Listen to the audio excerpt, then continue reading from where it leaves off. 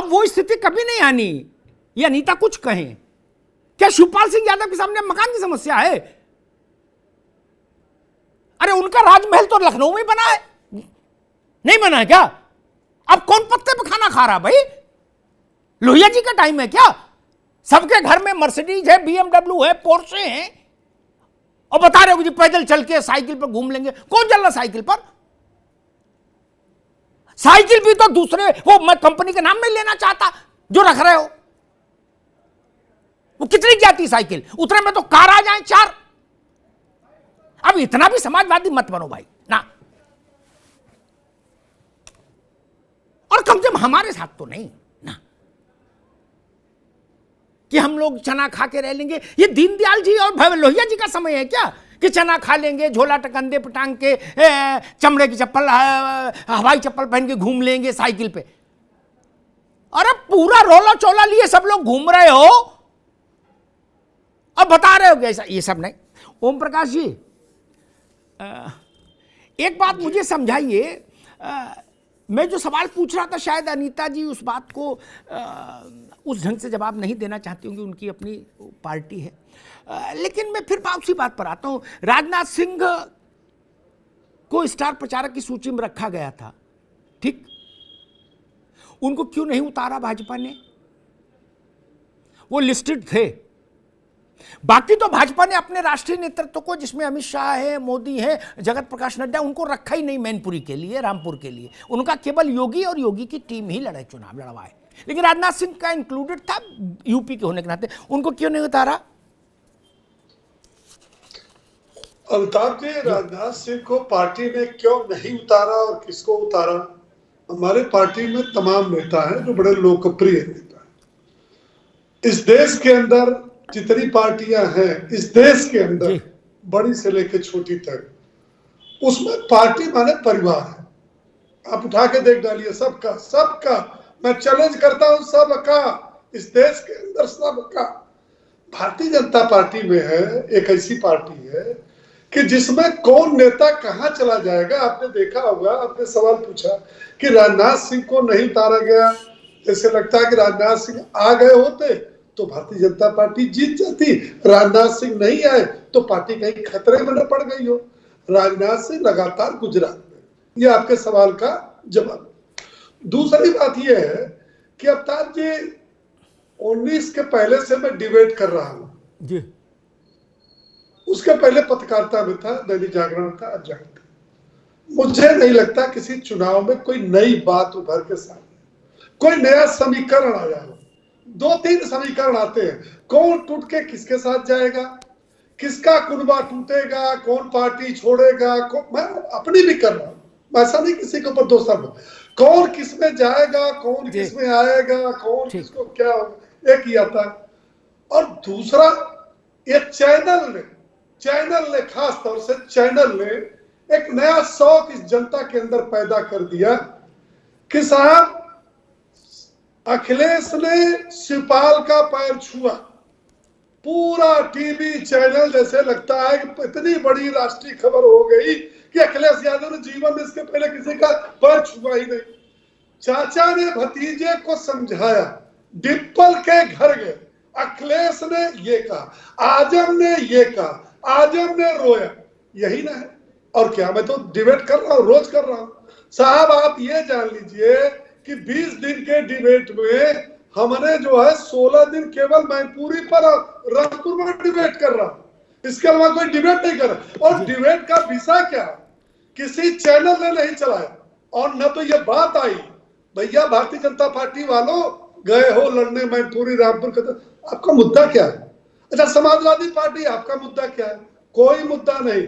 उन्होंने क्या कहा, उन्होंने क्या कहा, किसका मानसिक संतुलन खोया। देखिए, अब आपको मैं साफ साफ बताता हूं। एक मिनट रुको ओपी सिंह, एक मिनट रुको। आपने बहुत सारी बात एक सेकंड, एक सेकंड, हाँ बोलिए बोलिए। एक सेकंड। हाँ, मैनपुरी में जो चुनाव हो रहा है, ठीक, वह पार्टी बनाम परिवारवाद है, ठीक।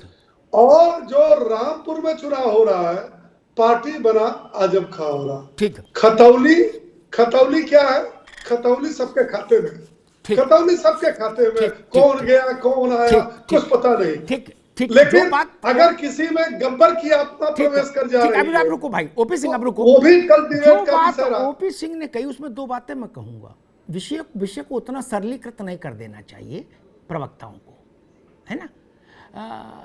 मुझे नहीं पता दूसरे चैनल क्या कर रहे हैं, वो अपनी गवाही खुद दें। मैं अपनी बात जानता हूं।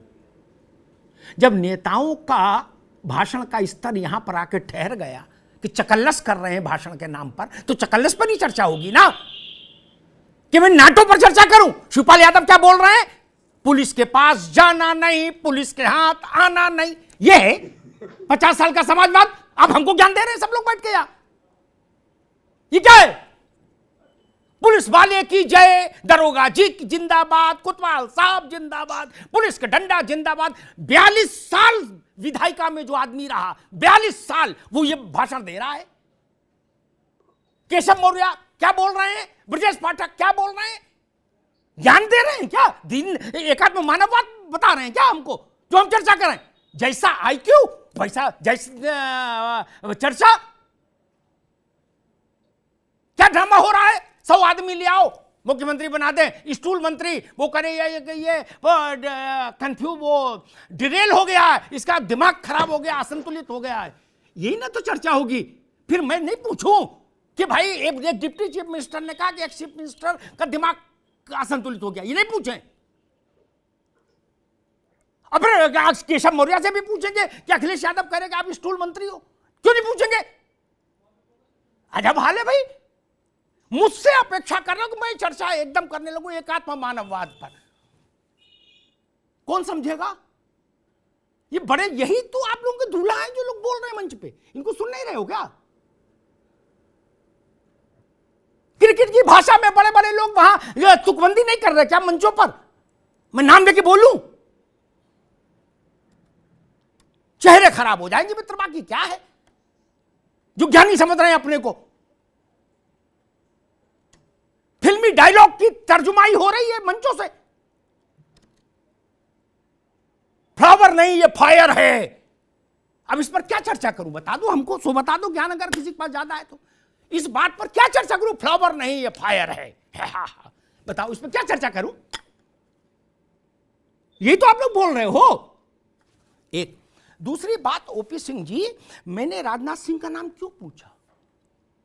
इसमें आपने बहुत जनरलाइज उत्तर दे दिया। वो ठीक नहीं कि वो आते तो जीत जाते, हार जाते, उससे मेरा फर्क नहीं, हारें जीतें। आप राजनाथ सिंह का नाम डाला गया था लिस्ट में, इसलिए मैंने पूछा। मैंने जेपी नड्डा नहीं पूछा, उनका नाम डाला गया था, एक विशेष प्रयोजन से डाला गया था।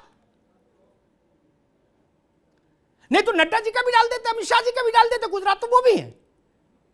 ऐसा नहीं है मित्र, आप तो जानते हो कि अगर नाम डाला गया है तो किसी कारण से डाला गया होगा।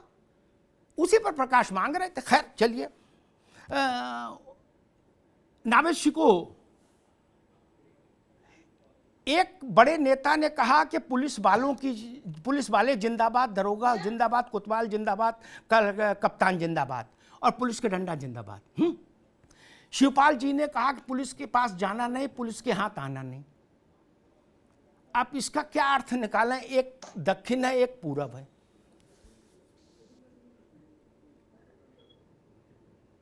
इसका क्या अर्थ निकालें भैया? सही बात है, सवाल उठेंगे, प्रश्न उठाए जाएंगे, जनता भी सवाल उठाएगी और मीडिया भी सवाल उठाएगी। राजनेता जिनको हम किसी को सत्ता चलाने की जिम्मेदारी देती है जनता, किसी को विपक्ष की भूमिका निभाने की जिम्मेदारी अपने कीमती वोट से देती है। अगर वो बेतुकी बातें करेंगे मंच पर और उल जलूल बकेंगे, जहां पर जनता के हितों की बात होना चाहिए, जहां जनता के अधिकारों की बात होना चाहिए, जहां इस तरह की बात होना चाहिए, सरकार के पक्ष को यह बताना चाहिए कि हमने ये किया, विपक्ष को यह बताना चाहिए कि ये होना चाहिए, वहां पर अगर कोई ड्रामेबाजी होगी, डायलॉग बाजी होगी, बेतुके संवाद होंगे, तो सवाल उठेगा और मीडिया उठाएगी, जरूर उठाएगी। एक बार नहीं 100 बार इस तरह की डिबेट होगी, क्योंकि जनता ये चाहती है और इस पर सवाल उठाना चाहती है। दूसरी बात, इसमें कोई शक नहीं है कि इस बात को ज्यादा गंभीरता से इसलिए भी लिया जा रहा है और लेना चाहिए भी कि चुनाव क्यों हो रहे हैं। एक सीट पे तो चुनाव इसीलिए हो रहा है ना कि किसी राजनेता ने हेट स्पीच दी थी और उसको सजा मिली और वो सीट खाली हो गई। मुझे लगता है कि दो दल जो लड़ रहे हैं चुनाव, भाजपा और समाजवादी पार्टी, दोनों को इस चुनाव में शर्मिंदा भी होना चाहिए। समाजवादी पार्टी को इसलिए शर्मिंदा होना चाहिए कि उनका कद्दावर नेता एक बेतुकी और हेट स्पीच देता है, जिसकी वजह से उसको हटाया जाता है, उसकी सदस्यता खत्म होती है और सीट खाली होती है और जनता के पैसों में चुनाव होता है। भारतीय जनता पार्टी को भी शर्म, 4-5 बार आजम खान के ही कारण रामपुर को चुनाव झेलना पड़ रहा बाई इलेक्शन बिल्कुल लगातार। बिल्कुल जान लीजिए हेट बिल्कुल। स्पीच तो अभी और आई सर भारत, उन्हीं के कारण। बिल्कुल सर, भारतीय जनता पार्टी को भी ये सोचना चाहिए कि जिस उसकी एक सीट ऐसी है जहां पर जिस एक सजा याफ्ता हुआ उसका विधायक, ये चीजें अच्छी नहीं है, ये कलंकित करती है पार्टी को। पार्टी में अगर इस तरह के लोगों को टिकट दिया जाता है, विधायक बनाया जाता है, तो जनता इस तरह के सवाल पूछेगी। ठीक, मैं समझ नहीं पा रहा कि जब नेता जो 40-40 साल 50-50 साल राजनीति कर चुके, प्रदेश में महत्वपूर्ण पदों पर रह लिए, जब वो ये कह रहे कि फलनवा जो है वो हमारे पीछे ऐसे फिरता था जैसे बैलगाड़ी के नीचे कुत्ता, और हमसे अपेक्षा करो कि हम चौखंबा राज पे चर्चा करें लोहिया जी के, है तो कौन समझेगा भैया, कौन समझेगा इस बात को, मेरे चर्चा को?